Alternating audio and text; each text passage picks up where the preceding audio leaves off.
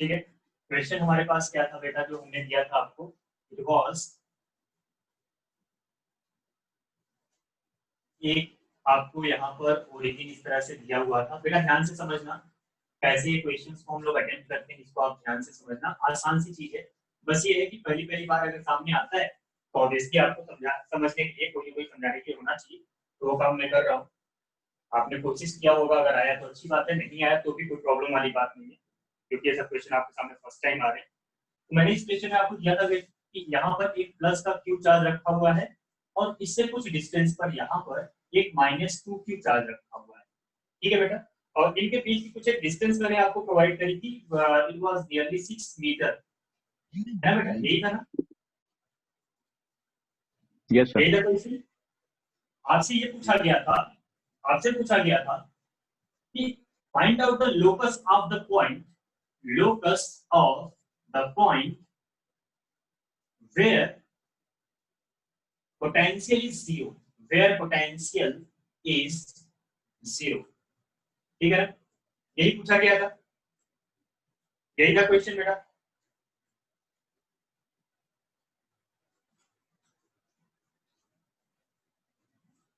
I hope that आपको audio video clear मिल रहा है। चलो, मेरी आवाज आ रही ना आप तक? Yes sir. ठीक, चलो बेटा, अब इसको हमें करना कैसे था, तो मैंने आपको बोला था कि जब आपसे ऐसे किसी पॉइंट की बात करें कि एक पॉइंट का लोकस बताओ, लोकस मतलब होता है बेटा पाथ, किस पाथ पर वो चल रहा है, ठीक है ना? तो उसके लिए आपको क्या करना होता है, उसके लिए आपको अपनी एक इक्वेशन फाइंड आउट करनी होती है, ठीक है ना? जब कोई पार्टिकल 2 डायमेंशनली मूव कर रहा हो या 3 डायमेंशनली मूव कर रहा हो, 2 डायमेंशनली मूव करेगा तो एक्स और वाई के बीच में रिलेशन आएगा बेटा, अगर 3 डायमेंशनली मूव कर रहा होगा तो एक्स वाई जेड के बीच में रिलेशन आएगा। जो मैथमेटिक्स वाले हैं उनको ये चीजें समझ में आएंगी आगे चल के, कि एक 3D नाम से एक मैथमेटिक्स में आप पढ़ोगे, 3D एक चैप्टर आएगा, उसमें आप पढ़ोगे इसको, ठीक है? तो हालांकि हमें यहाँ पर 3D नहीं बल्कि 2D करना है, क्योंकि मैं 2 डायमेंशनल यहाँ पर दिया हुआ है। So if any how you can find out the relation between the x and y at any instant, किसी पर्टिकुलर इंस्टेंट पर x और y के बीच में क्या रिलेशन है, तो उस इक्वेशन को देख करके आप बता सकते हो कि उसका पाथ कैसा होगा। तो मैं वही काम यहाँ पर करने जा रहा हूँ बेटा। मैंने कोई भी आर्बिट्रेरी एक पॉइंट ले लिया, अब यहाँ जरूरी नहीं होता कि इन दोनों को ज्वाइन करने वाली एक्सिस पर ही लेंगे, दोनों को ज्वाइन करने वाली एक्सिस पर अगर क्वेश्चन ने स्पेसिफाई किया है तब लेंगे, नहीं तो हमने एक आर्बिट्रेरी पॉइंट लिया बेटा, and that point is x, y। उस पॉइंट को मैंने नाम दे दिया बेटा x, y। इसका मतलब ये हो गया, ये वाला जो पॉइंट है बेटा, ये वाला पॉइंट यहाँ से x डिस्टेंस पर है और कितनी हाइट पर है, y हाइट पर है, तो ये वाली डिस्टेंस ऑब्वियसली कितना हो जाएगा बेटा, 6 माइनस x हो जाएगा। अब क्या करेंगे, जो पॉइंट आपने कंसीडर किया है उस पॉइंट पर आपको पोटेंशियल निकालना है। किसकी वजह से बेटा, ये जो दो चार्जेस यहाँ पर, एक पॉइंट चार्ज प्लस क्यू, एक माइनस क्यू है, इन दोनों का पोटेंशियल हम निकालेंगे बेटा। देखो आपसे जीरो पोटेंशियल की बात किया तो एक पॉजिटिव एक निगेटिव दिया है, ठीक है ना? अगर दोनों पॉजिटिव होते हैं दोनों निगेटिव होते तो potential can't be zero, because potential is the scalar quantity, उसमें डायरेक्शन वायरेक्शन नहीं आता बेटा, ठीक है ना? तो इसलिए एक पॉजिटिव एक निगेटिव दोनों अपोजिट होंगे तभी पोटेंशियल जीरो होगा, इसलिए क्वेश्चन में एक पॉजिटिव दिया एक निगेटिव दिया हुआ। अभी क्या करोगे, आप इसको ज्वाइन करोगे यहाँ से, क्योंकि आप प्लस क्यू का पोटेंशियल निकालना चाहते हो उस पॉइंट पर जिस पॉइंट को आपने कंसीडर किया हुआ है। So this distance will be given as, I am going to write it here. This distance will be given as under root x square plus y square। बोलो बेटा, यही आएगा ना? Yes sir. ठीक है। Similarly, join this point, इस point को भी ज्वाइन करो, क्योंकि इसका भी पोटेंशियल -2 क्यू का भी पोटेंशियल आपसे पूछा गया है, आप उसी पॉइंट पर निकालना चाहते हो। तो this distance will be given as under root 6 minus x whole square plus y square. So both distances clear है बेटा? चैतन्य, रोहन, पारुल, क्लियर है? डिस्टेंस मैंने कैसे फाइंड आउट किया? Yes sir. कोई दिक्कत हो बेटा पूछ लेना, ठीक है ना? कोई दिक्कत हो पूछ लेना आप। अब देखो बेटा क्या करना है, अब आपको निकालना है पोटेंशियल एट दैट पॉइंट। इस पॉइंट का एक बढ़िया सा नाम दे देता हूं, हमेशा पॉइंट को पी ही नाम दिया जाता है, ठीक है? तो at that point potential due to plus Q निकालेंगे बेटा। Potential due to plus Q charge, plus Q charge की वजह से जो पोटेंशियल आएगा, it will be given as v equals to small k cube by under root x square plus y square. Agree? Yes sir. ठीक। Potential due to minus Q charge बेटा, potential due to minus Q charge, So it will be given as V is equals to minus 2kq upon under root 6 minus x whole square plus y square. Hope that this is clear. Yes, sir. Clear है? Yes, sir. सबको ये बातें समझ में आ गई ना भाई? हमने इसका पोटेंशियल यहाँ पर निकालना था, इसका निकालना था, ये डिस्टेंसेस निकाला और फॉर्मूला लगाया kq by r. r क्या है बेटा? Under root x square plus y square इसके लिए और इसके लिए इतना है, वो वैल्यूज हमने यहाँ पर पुट किया बेटा. अब टोटल पोटेंशियल ग्रीन नेट जो है वो क्या होना चाहिए? 0 according to the question. So at then kq upon under root x square plus y square minus 2kq upon under root 6 minus x whole square plus y square must be equal to 0. This is the equation which you are going to solve to obtain the relation between the x and y, so that you can identify whether its path is straight line, parabola, circle or whatever. कुछ भी ellipse हो गया वगैरह बहुत सारी equations होती हैं. तो ये आपको तभी आइडिया लगेगा जब आपको x और y के बीच में रिलेशन पता चलेगा. So because this is equal to 0, आप इसको उधर ले जाओगे, आपको फाइनली मिलेगा बेटा. अगर मैं डायरेक्ट स्टेप लिखूं तो आपको तुरंत समझ जाना चाहिए. It will be x square plus y square is equals to under root 6 minus x whole square plus y square upon 2. इसको उधर ले गया, kq कैंसिल हो गया और रेसिप्रोकल कर दिया. इतने काम मैंने एक साथ कर दिए और हमें ये इक्वेशन मिल गई बेटा. बोलो समझ में आया? Yes, sir. सबको समझ में आ गया? ठीक है. Now squaring on both sides, you will get x square plus y square is equals to 36 minus plus x square minus 12x plus y square upon 4. बोलो बेटा, यही मिलेगा? Yes, sir. ठीक. अब क्या करेंगे बेटा? क्रॉस मल्टीप्लाई और क्रॉस मल्टीप्लाई करके x और y का फाइनल इक्वेशन बनाएंगे. देखेंगे क्या चीज है. ठीक है. तो क्या करेंगे बेटा? 4 का मल्टीप्लाई किया तो ये हो गया 4x square plus 4y square is equals to x square plus y square minus 12x plus 36. इनको इधर ले आओ बेटा. 3x square plus 3y square is equals to 36 minus 12x. तो 3 से कैंसिल हो गया, ये हो गया 12, ये हो गया 4. आपको मिला x square plus 4x plus y square is equals to 12. मैं इसको सर्किल की इक्वेशन में कन्वर्ट करने की कोशिश करूंगा बेटा. क्यों करूंगा? क्योंकि जब x स्क्वायर और y स्क्वायर दोनों के कोएफिशिएंट बराबर हो तो ऑब्वियसली वो सर्कल होता है. आप सीधे आंसर कर सकते हो कि the locus of that point is a circle. एक सर्कल बनेगा बेटा और उस सर्कल के सरकमफेरेंस का जितना भी पॉइंट होगा ना, उन सारे पॉइंट पर पोटेंशियल क्या आएगा? 0 आएगा. ठीक है ना. अब हमें ये आइडेंटिफाई कर लेना है. अगर आप मैथमेटिक्स वाले हो जो कि हमारी क्लास में एक ही है, ठीक है, ध्यान देना बेटा. क्या करते हैं, इसके बाद आपको ये भी बताना पड़ता है कि अगर इसका लोकस एक सर्कल है तो उस सर्कल का सेंटर क्या होगा और रेडियस क्या होगा. So I am going to do that. हम उसको पता लगाते बेटा. क्या करेंगे? इसका प्लस 4x है, इसका 4 ले आते हैं इस तरफ, या इसमें क्या करते हैं 4 ऐड कर देते हैं, दोनों तरफ 4 ऐड कर देते हैं. x square plus 4x plus 4 plus y square is equals to 16. ऐसा हो जाएगा बेटा. दोनों तरफ अगर हमने 4 ऐड कर दिया. और ऐसा मैंने क्यों किया? क्योंकि ऐसा करने से ये बन जाएगा x प्लस 2 का whole square plus y square is equals to 16. This is the final equation between the x and y. बोलो बेटा, यही मिलेगा ना? यहाँ तक बात समझ में आई? किसी को कहीं कोई दिक्कत तो जल्दी से पूछो. क्लियर है? Yes, sir. ओके. अब आपको यहाँ पर एक, अगर मान लो आपको पता है तो that is well and good, और अगर आपको नहीं पता है तो आपको ये पॉइंट नोट कर लेना चाहिए. मैथमेटिक्स का पॉइंट है बेटा, ये फिजिक्स का पॉइंट नहीं है. ये हम मैथमेटिक्स कर रहे हैं. फिजिक्स तो हमारी वहीं पर हो गई जब हमने पोटेंशियल का फॉर्मूला अप्लाई कर दिया, उसके बाद हम कैलकुलेशन कर रहे हैं. अब देखो बेटा, यहाँ पर क्या होता है, एक बड़ी इंपॉर्टेंट बात आपने पढ़ी होगी मैथमेटिकल टेक्निक्स में. मैथमेटिकल टेक्निक्स में आपको पढ़ाया जाता है बेटा कि किसी भी सर्किल की जो इक्वेशन होती है ना, इक्वेशन ऑफ सर्कल, ठीक है, इक्वेशन ऑफ सर्कल होता है बेटा, आप शायद अभी अभी 12th में आए हो, शायद नहीं पढ़े हो, मैथमेटिक्स वाले भी शायद नहीं पढ़े होंगे, तो देखो बेटा मैं बता देता हूँ क्या है, क्या होता है। It is given as x minus h whole square plus y minus k whole square is equals to a square. This is the general equation of a circle. ठीक है ना? In mathematics you will also study it like uh, x square plus y square plus 2gx plus 2fy plus 2hxy plus C is equal, sorry H X Y इसमें नहीं होता, वो तो general equation बन जाएगा, plus C is equal to 0। Mathematics में इसको ऐसे लिखा जाता है बेटा, ठीक है ना। इवन और जनरल अगर इसको बनाना हो तो एक्स और वाई के कुछ एक कोएफिशिएंट्स आप लिख दो जो कि बराबर हो, बस ये कंडीशन जरूरी है, ax square plus ay square. अगर x स्क्वायर और y स्क्वायर के कोएफिशिएंट इक्वल हो या फिर 1 हो तो that equation will be a circle. ठीक है बेटा, वो इक्वेशन क्या होगी, सर्कल होगी। और ये जनरल इक्वेशन जो मैथमेटिक्स में पढ़ाई जाती है, no need to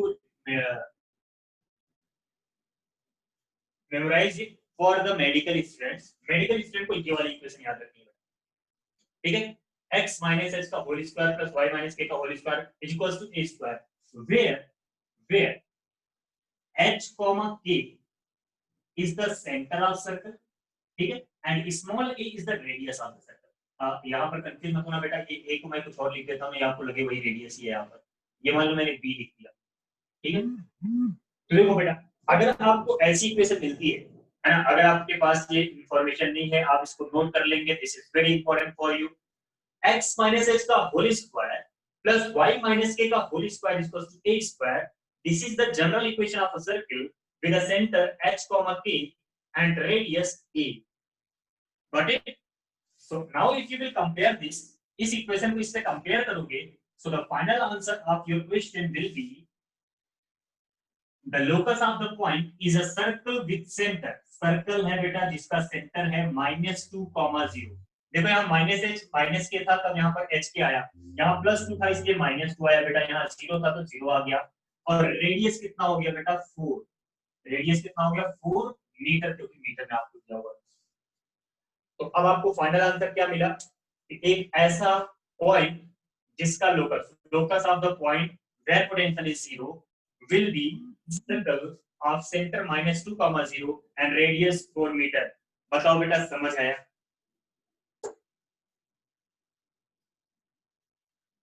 Some important points regarding electrostatic potential, okay? Electrostatic potential के बारे में तो एक पॉइंट तो मैं आपको ऑलरेडी बता चुका हूं, आप इसको एक जगह पे नोट कर सकते हैं।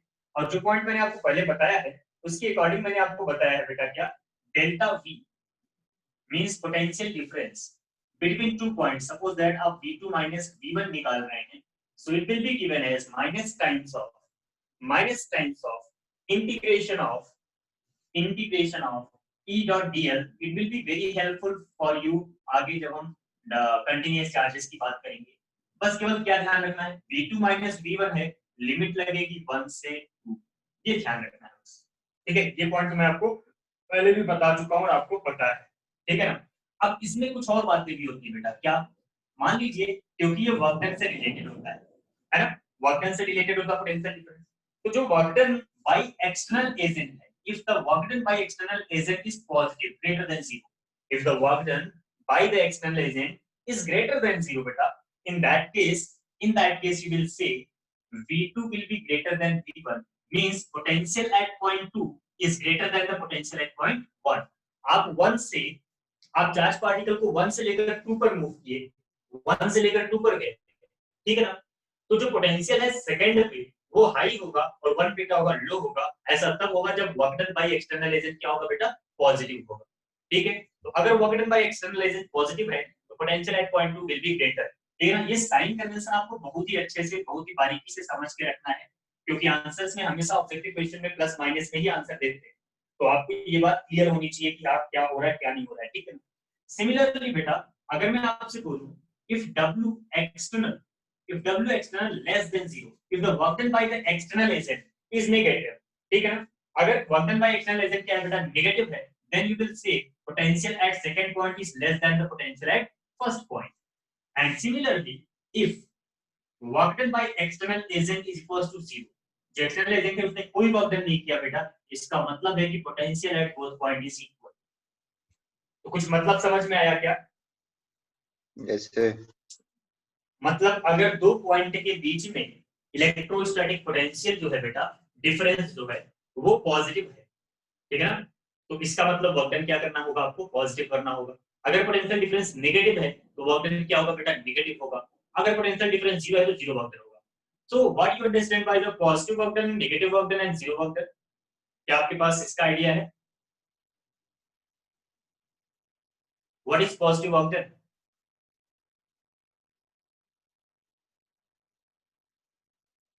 Anybody? Sir, positive work done means positive potential.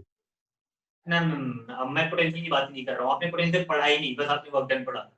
बताओ क्या होता है पॉजिटिव वर्क डन?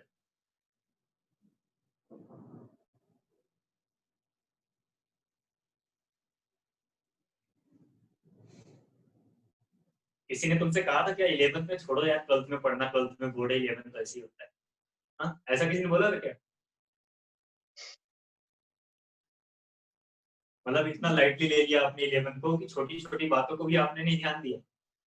जब आपको वर्क फॉर एनर्जी पढ़ाया जा रहा था बेटा, वहां पर आपको समझाया गया था कि there are three types of the work done, positive work done, negative work done and zero work done, and there were some examples also, कुछ एग्जांपल्स भी थे। और आपसे बोला गया था कि if the force and the displacement are in the same direction, work done is positive. If the force and displacement are in the opposite direction, work done is negative. If the force and displacement are perpendicular to each other, then work done is zero. ऐसा करके कुछ पढ़ा था ना बेटा? Yes sir. पढ़ा है ना? तो कभी आपके दिमाग में ये सवाल नहीं आया कि ये पॉजिटिव वर्क डन का मतलब क्या है, मतलब इसका सिग्निफिकेंस क्या है? मैं क्यों बोल रहा हूँ प्लस 10 जूल? क्या मतलब निकलता है इस बात का कि हमने वर्क डन कर दिया प्लस का 10 जूल? इसका मतलब क्या है बेटा? देखो क्या होता है ना, जब भी कभी आप किसी भी ऑब्जेक्ट पे वर्क करते हो, वर्क डन तभी आता है बेटा जब कुछ ना कुछ डिस्प्लेसमेंट होगा। अगर डिस्प्लेसमेंट होगा तभी वर्क होगा, अदरवाइज नहीं होगा, राइट? इसका मतलब ये है कि whenever you will do some work done on any object, किसी भी ऑब्जेक्ट पर आपने कुछ भी वर्क डन किया, the kinetic energy of object will change। बोलो, सही बोल रहा हूँ? Yes sir. Yes sir. तो अगर वर्क डन पॉजिटिव है, if work done is positive, अच्छा मान लो आपने कहा कि नहीं सर ऐसा भी हो सकता है कि ऑब्जेक्ट यूनिफॉर्म वेलोसिटी से चल रहा हो तब भी तो डिस्प्लेसमेंट है। अरे भाई अगर यूनिफॉर्म वेलोसिटी से चलेगा ना तो फोर्स जीरो हो जाएगा, फोर्स भी Yes होना sir. चाहिए और डिस्प्लेसमेंट भी होना चाहिए ना। तो फोर्स लगाओगे तो ऑब्वियसली वेलोसिटी यूनिफॉर्म है नहीं, और डिस्प्लेसमेंट भी होना चाहिए, ठीक है ना?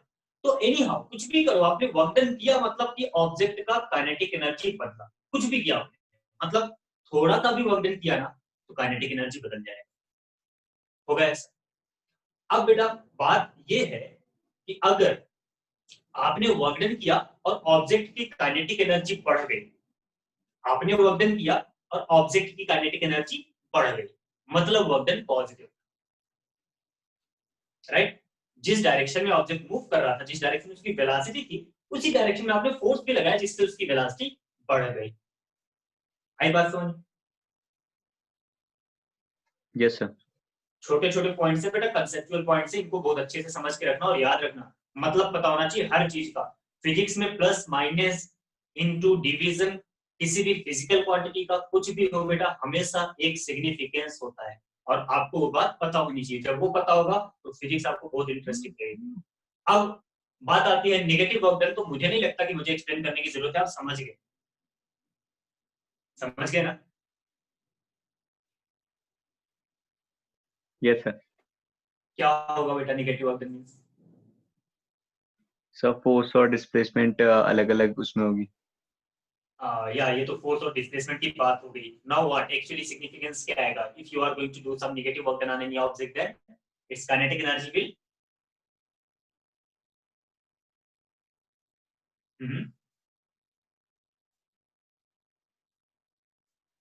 Sir, decrease. Yes. Positive work done मतलब काइनेटिक एनर्जी बढ़ा, नेगेटिव वर्क डन मतलब काइनेटिक एनर्जी डिक्रीज किया, ठीक है? और कोई वर्क डन नहीं हुआ तो काइनेटिक एनर्जी में कोई चेंज नहीं आया भाई। और आपने पढ़ा भी तो है कि अगर कोई पार्टिकल यूनिफॉर्म सर्कुलर मोशन में है तो work done bye centripetal force zero होता है, पढ़ा कि नहीं पढ़ा है?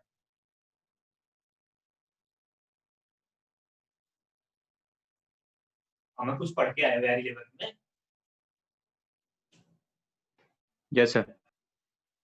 आपने पढ़ा है ना कि अगर कोई पार्टिकल यूनिफॉर्म सर्कुलर मोशन में है या फिर वेरिएबल भी है तो कोई फर्क नहीं पड़ता है, अगर कोई पार्टिकल सर्कुलर मोशन में है so work done by the centripetal force is always zero, हमेशा जीरो होता है। सोचो अगर ऐसा नहीं होता तो क्या होता, ऐसा नहीं होता तो हम अभी कहते हैं कि एक साल में 365 दिन है, कुछ दिनों बाद लगता नहीं यार 300 दिन है, कुछ दिनों बाद लगता नहीं 200 दिन है, फिर ऐसे घड़ी देखते और एक साल बदल जाता बेटा। क्योंकि ग्रेविटेशनल फोर्स एक सेंट्रीपिटल फोर्स होता है, सन और अर्थ के बीच में जो ग्रेविटेशनल फोर्स है ना वो एक क्या है, सेंट्रीपिटल फोर्स है। अगर सेंट्रीपिटल फोर्स कुछ वर्क डन करता तो या तो अर्थ की स्पीड बढ़ जाती या तो अर्थ की स्पीड डिक्रीज हो जाती, जिसकी वजह से सब कुछ गड़बड़ हो जाता, घड़ी का कोई मतलब ही नहीं होता। लेकिन ऐसा होता नहीं, ये तो एक हाइपोथेटिकल बात होगी ना। ऐसा क्यों नहीं होता बेटा, क्योंकि सेंट्रीपिटल फोर्स कभी भी कोई वर्क नहीं करता, और जब सेंट्रीपिटल फोर्स कोई वर्क नहीं करेगा तो कोई भी काइनेटिक एनर्जी में चेंज नहीं आएगा। That is called the work energy theorem, जो आपको पढ़ाया गया था।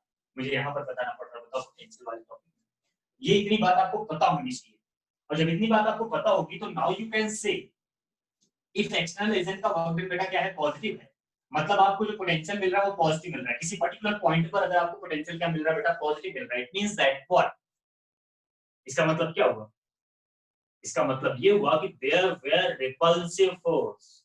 रिपल्सिव फोर्स किसके बीच में बेटा, source charge and test charge के बीच में, या फिर इलेक्ट्रिक फील्ड और टेस्ट चार्ज के बीच में।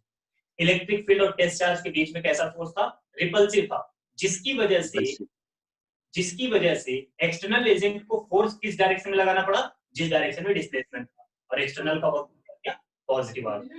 तो एक टेस्ट चार्ज रखा होता है, यहाँ पर एक टेस्ट चार्ज रखा होता है, ये रहा हमारा क्यू नॉट, दोनों ही पॉजिटिव है बेटा, दोनों ही पॉजिटिव है, तो इसने इसको रिपेल किया, एक्सटर्नल एजेंट ने फोर्स इधर लगाया और आपने इसको इधर ही तो शिफ्ट किया, ठीक है ना।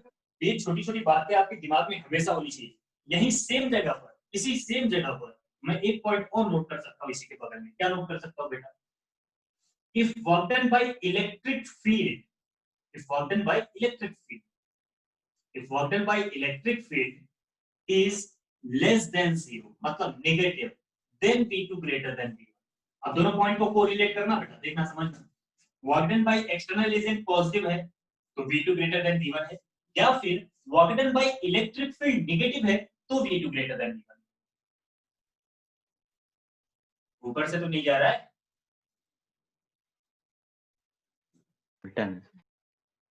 आ रहा है ना, यस सर। बिल्कुल। So now you know the meaning of each statement and that is mandatory। अगर आपका कंसेप्ट क्लियर है तो बाकी न्यूमेरिकल में तो बस मैथमेटिक्स होती है, वो आप सीख जाओगे। Work done due to the electric field is positive, then V1 greater than V2 better। And if work done by electric field is zero, if work done by the electric field is zero, it means that V1 is equals to V2। तो दोनों बात समझ में आ गई होगी, clear है। तो this is the important point, आपको ये नोट करके रखना था। ये पहला पॉइंट हो गया बेटा। अगले पॉइंट की बात करते हैं, अगले पॉइंट की बात कर लेते हैं, ठीक है। अब मान लीजिए if you want to find out the potential difference in the uniform electric field. अब आपको मान लो कि ये सोर्स चार्ज नहीं दिया है कि एक चार्ज प्लस क्यू है, दूसरा आप लेकर मूव कर रहे हो, आपको सिर्फ इलेक्ट्रिक फील्ड दिया है। Then how to find out the potential difference. तो potential difference in uniform electric field, uniform electric field में पोटेंशियल डिफरेंस कितना आएगा। तो यूनिफॉर्म इलेक्ट्रिक फील्ड में पोटेंशियल डिफरेंस अगर आपको फाइंड आउट करना है तो just suppose that we have a uniform electric field here। This is the uniform electric field which is represented by parallel and equidistant lines, ठीक है। ये uniform electric field होगी बेटा, and here there are 3 points, suppose, ठीक है। तो potential difference निकालना, 2 point लेते हैं बेटा। एक पॉइंट हमने लिया A और एक पॉइंट हमने लिया B, ठीक है भाई। एक पॉइंट हमने लिया A, एक पॉइंट हमने लिया B। So obviously if you will join A and B, A और B को अगर आपने ज्वाइन कर दिया बेटा ऐसे, तो इनके बीच में कुछ एक डिस्टेंस होगा, and that distance has 2 component.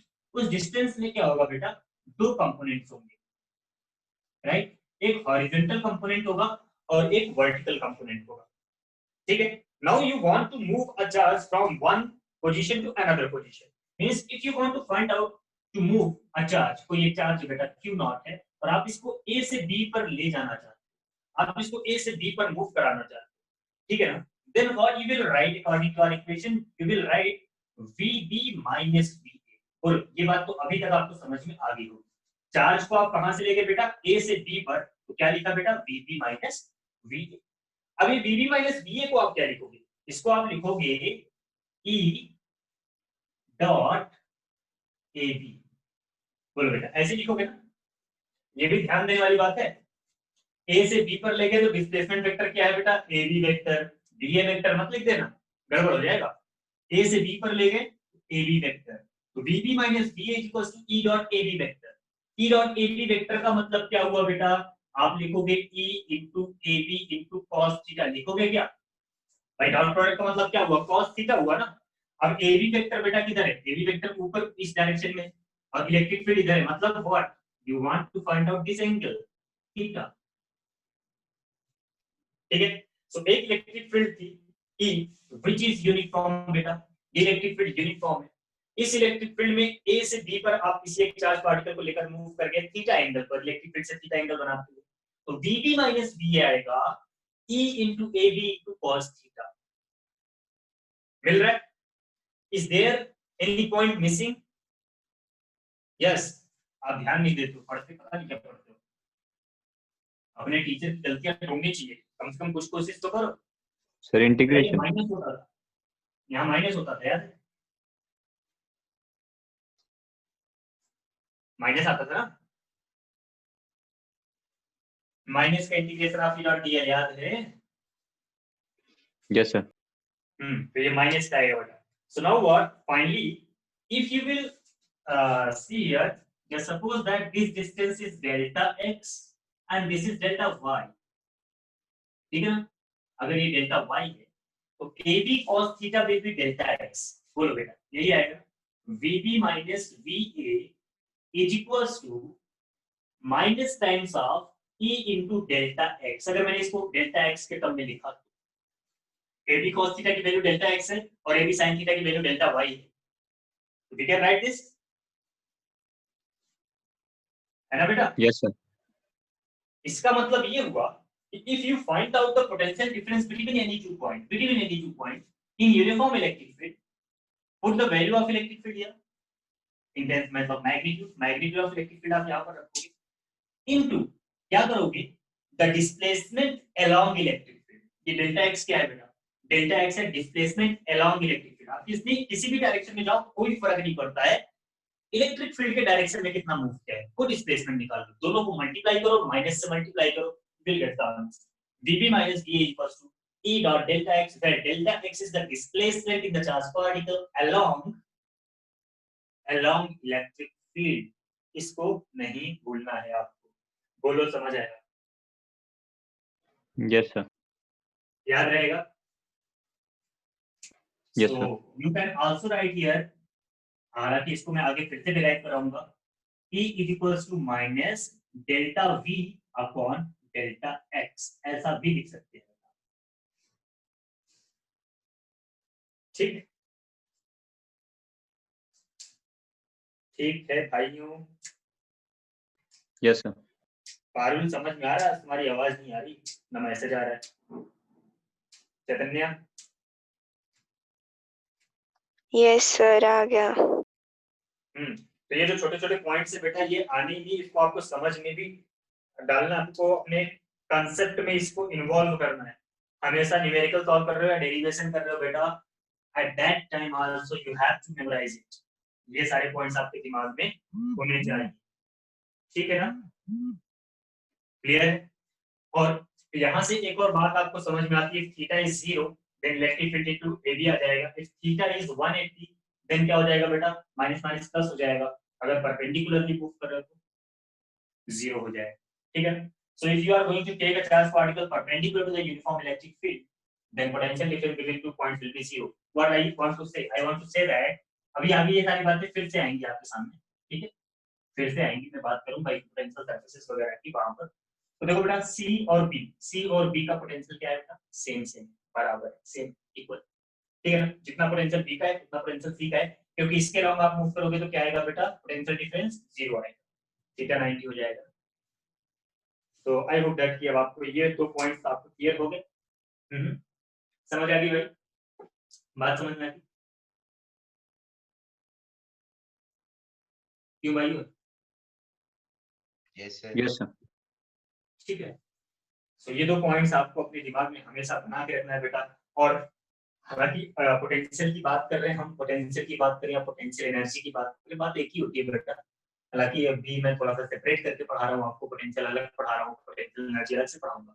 But अगर आपकी कंसेप्ट क्लियर है ना 11th वाला, तो आप इसको यहाँ से बोल सकते हो कि whatever work is going to be done, जो भी वर्क डन होगा बेटा पोटेंशियल की वजह से, that will be potential energy also. whatever work you are going to do, that work done will be stored as a potential energy in that system। ठीक है ना, इसके बारे में भी हम आगे बात करेंगे। बट अगर मान लो एक आध क्वेश्चन ऐसा एनर्जी वगैरह सब बोल दिया मैंने, तो पोटेंशियल एनर्जी अगर मैंने बोला तो मतलब मैं वर्क डन की बात कर रहा हूँ। ठीक है, हालांकि वैसे दूंगा नहीं मैं। अब ये दो पॉइंट्स आपने नोट कर लिए होंगे, मैं इसको हटा रहा हूँ बेटा, इंपॉर्टेंट पॉइंट्स थे। ठीक है, how to identify positive negative. बाकी ये बात दिमाग में रखना कि अगर पॉजिटिव पोटेंशियल है तो फोर्स विल बी रिपल्सिव, अगर नेगेटिव पोटेंशियल है then force will be attractive. ठीक है, similarly energy also, potential energy भी पॉजिटिव और नेगेटिव होती है बेटा। ठीक है ना, चलिए अब इसकी बातें हमने कर ली।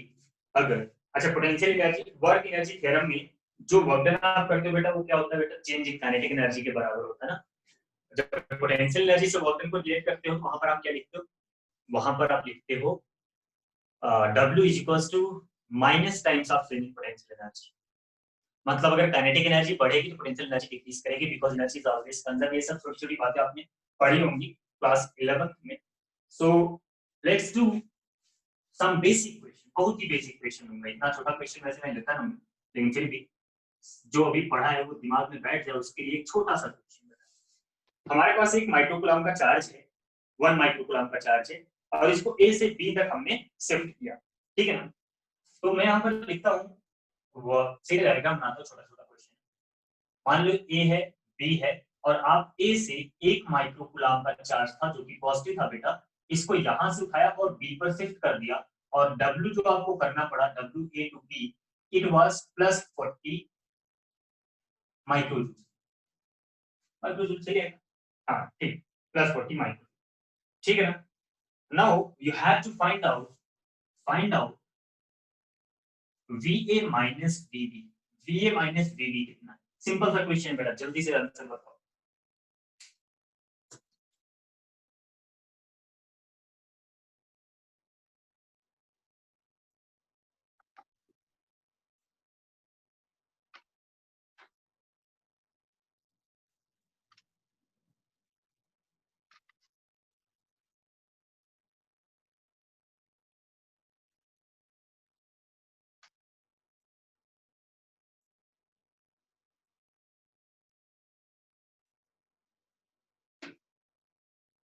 Sir, minus 40. Minus 40, right? Anybody else?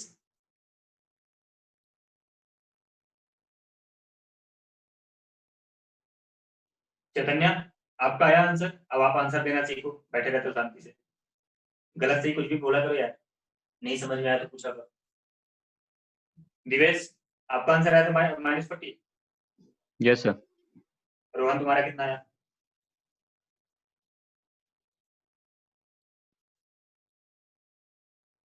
Rohan कितना आया? सर माइनस 40 आएगा। माइनस 40। पारुल?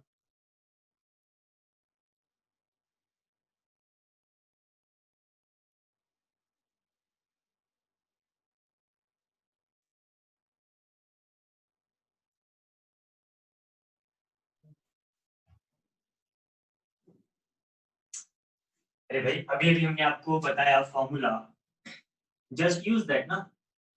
फॉर्मूला क्या बताया मैंने आपको?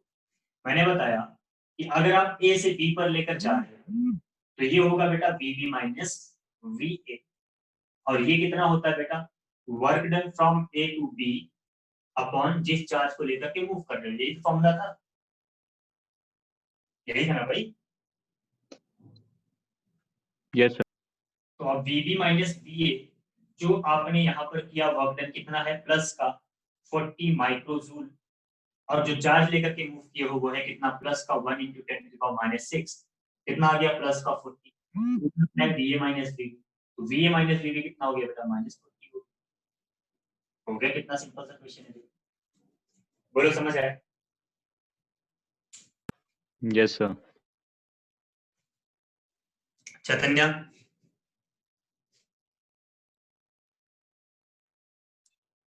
चैतन्य समझ में आया? बेटा आवाज आ रही?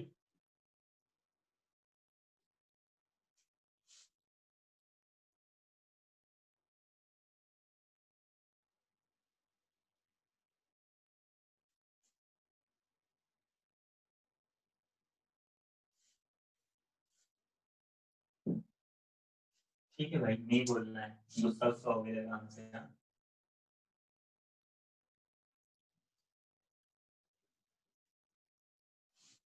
Okay, let's see another question. Just suppose that there is a uniform electric field in the space if electric field is 5 IK Newton per Coulomb. ठीक है ना? किसी पर्टिकुलर प्लेस पर इलेक्ट्रिक फील्ड है बेटा 5 IK Newton per Coulomb and you want to find out the potential difference. ठीक है ना? You have to find out the potential difference between two points. Between points, एक पॉइंट है हमारा A और अब हम यहाँ पर आपको इस पॉइंट का कोऑर्डिनेट देने वाले बेटा। ठीक है, इस पॉइंट का हम आपको कोऑर्डिनेट देने वाले हैं। तो पॉइंट A का कोऑर्डिनेट है 0,2 okay meter and point B का कोऑर्डिनेट है बेटा क्या कर लेते इसको, मान लो हमने इसको ले लिया 0,2 और 5,3 मीटर। ठीक है बेटा, तो आपको बताना है what is the value of VB minus VA। VB minus VA की वैल्यू बतानी है। Again basic question, conceptual question, जो फॉर्मूला बताया उसको यूज करना सीखो बेटा, और दोनों तरीके से सॉल्व करना सीखो। अगर आपको कोऑर्डिनेट्स दिए हैं तो आपको कैसे करना है, ठीक है। और बेटा देखो, अगर आप डॉक्टर या इंजीनियर बनने जा रहे हो ना तो शर्माना छोड़ दो कि अगर हम ये क्वेश्चन पूछेंगे तो क्या सोचेंगे। अरे कुछ नहीं होता यार, जब आप इंजीनियर बनोगे ना, कॉलेज में जाओगे, भूल जाओगे इज्जत नाम की कोई चीज होती है। मजा ही नहीं आएगा जब तक कोई बेइज्जती नहीं करेगा। तो इन फ्यूचर अगर आपके साथ ऐसा होने वाला है तो अभी से क्यों नहीं। बोलना सीखो, पूछना सीखो, जो चीजें नहीं आती है पूछो उसको।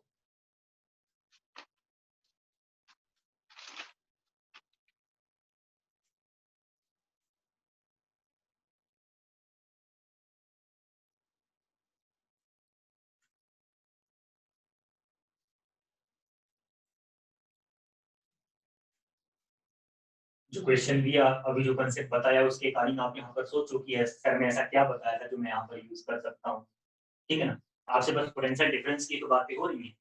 दो ही तो रिलेशन आपने पढ़े पोटेंशियल डिफरेंस की, एक आपने पढ़ा ऑर्बिटल अपॉन चार्ज और एक आपने पढ़ा E dot something, E dot DL minus का। सोचो किस कौन सा फॉर्मूला यहाँ पर लगाओगे, वर्क डन दिया वर्क डन वाला लगाओगे और इलेक्ट्रिक फील्ड दिया इलेक्ट्रिक फील्ड वाला लगाओ। कंसेप्चुअल क्वेश्चन था, क्या था कि अगर आप पता लगाओगे VB माइनस VA तो ये रिलेशन अभी अभी आपने पढ़ा था। मैं इंटीग्रेशन के फॉर्म में ना लिख करके सीधे इस फॉर्म में लिखता हूँ क्योंकि यहाँ पर dx देने की जरूरत ही नहीं हमें। हालांकि कर सकता हूँ मैं इंटीग्रेशन से भी, लेकिन करने की जरूरत क्या है अगर आसानी से हो सकता है तो। E डॉट AB वेक्टर अभी अभी लिखवाया था इसके बारे में मैंने, है ना। तो बेटा देखो यहाँ पर क्या लिखोगे आप, माइनस ई वेक्टर। अब क्योंकि वेक्टर के फॉर्म में तो इसको आप वेक्टर के फॉर्म में लिख सकते हो 5 IK, इसका डॉट प्रोडक्ट लेना बेटा AB वेक्टर। AB वेक्टर क्या आएगा बेटा, position B minus position vector of A। Position vector B का कितना हो गया 5I प्लस 3J। ठीक है ना, इसको कर दो माइनस बेटा किसके साथ, 0IK प्लस 2J के साथ माइनस कर दो। देखो कितना आ गया ये आ गया माइनस का 5IK डॉट 5 माइनस 0 कितना हुआ बेटा 5I, 3 माइनस 2 कितना हुआ बेटा प्लस का J कैप। ये AB वेक्टर आ गया बेटा। अब ले लो डॉट प्रोडक्ट I का I के साथ होगा 25, I का J के साथ हो जाएगा 0। तो ये आ गया बेटा BB माइनस B, ये कितना 25। मैंने आपको बोला था कि जब आपको पॉइंट से कोऑर्डिनेट दिए हो, मेरी आवाज आ रही? Yes, sir. तो जब आपको कोऑर्डिनेट्स गिवन होंगे पॉइंट के बेटा, तब आप वेक्टर फॉर्म को यूज करोगे, वो ज्यादा हेल्पफुल रहेगा आपके लिए। और हमेशा वेक्टर को भी आप अपना हथियार बनाओ और नॉर्मल मैथमेटिक्स को भी अपना हथियार बना के, ठीक है। कभी भी किसी भी सिचुएशन में कोई भी कंसेप्ट आपसे आसानी से यूज हो सकता है, तो दोनों के ऊपर आपको अच्छे से प्रैक्टिस करनी चाहिए, ठीक है। So there are some more questions also and we will discuss it in the later class. अभी तो अगली क्लास आ गई हमारी, ठीक है। एक क्वेश्चन पूछना था हाँ बेटा बोलो। सर। एक क्वेश्चन था सर, एक चार्ज 1 माइक्रोकूलम का है और एक -5 माइक्रोकूलम का है, हाँ, और हमने फाइंड करना था sir ratio of their forces. Ratio of their forces, yes sir. ऐसा कैसा क्वेश्चन, सर ऐसा क्वेश्चन कहाँ से मिल गया तुमको?